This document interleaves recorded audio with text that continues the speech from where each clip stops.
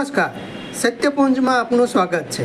હું છું લવજી કશ્યા. શ્રી મુરલીધર મંદિર પચ્છે ગામમાં શ્રીમદ ભાગવત સપ્તાહમાં ભાવિકો લાભ લઈ રહ્યા છે. શ્રી મુરલીધર મંદિર પચ્છે ગામમાં શ્રીમદ ભાગવત સપ્તાહમાં ભાવિકો લાભ લઈ રહ્યા છે.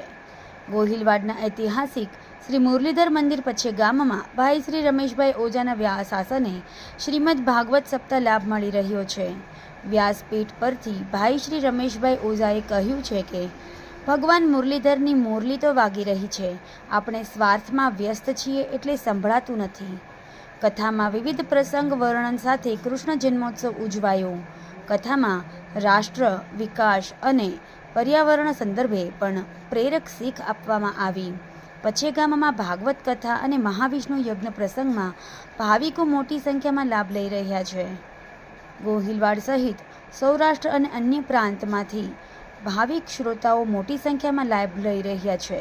વિવિધ સંસ્થાઓ અને સ્વયંસેવકોની ખૂબ પ્રશસ્ય સેવા ભાવના સાથે કથા શ્રવણ અને પ્રસાદ લાભ સાથે આ ધર્મ ઉત્સવ અનેરો ઉપક્રમ બની રહ્યો છે.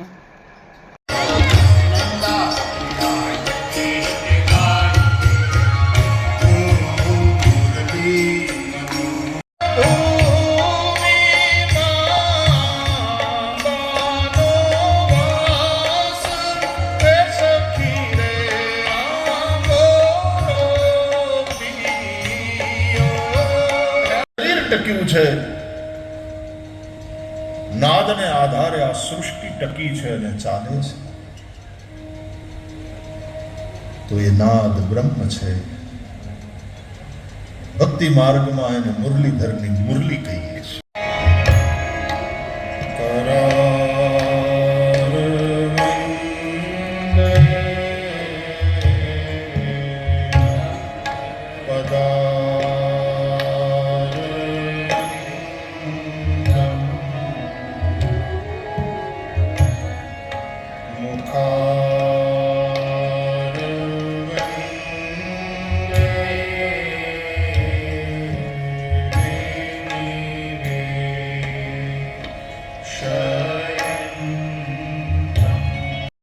ઈષ્ટદેવ મુરલીધર ભગવાન અહીંયા બિરાજે છે. એના મંદિરના નૂતન મંદિરના નિર્માણના નિજ મંદિર પ્રવેશોત્સવ નિમિત્તે 551 કુંડી મહાવિષ્ણુ યાગ અને પૂજ્ય ભાઈ શ્રી રમેશભાઈ ઓઝાની શ્રીમદ ભાગવત કથાનું આયોજન કરવામાં આવ્યું છે.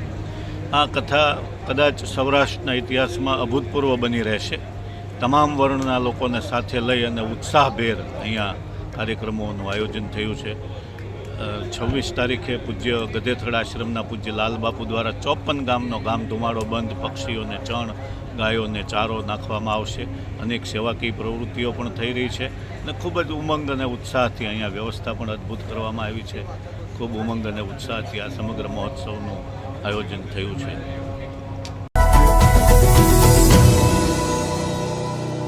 સમાજ માટે, સત્ય માટે, સત્યપૂર્ણ સમાચાર પ્રસારણ આપના મોબાઈલ પર તરત જ લાઈક કરો, શેર કરો અને સબસ્ક્રાઈબ પણ કરો. અને હા, ઘંટડી વગાડવાનું ન ભૂલશો. આભાર. સમાજ માટે સત્ય સાથે સત્યપુંજ. અહેવાલ, સમાચાર તથા જાહેરાત પ્રસારિત કરવા સંપર્ક સાધો. સત્યપુંજ સમાચાર પ્રસારણ, લબ્ધિ કોમ્પ્લેક્સ, તાલુકા પંચાયત સામે, સિહોર.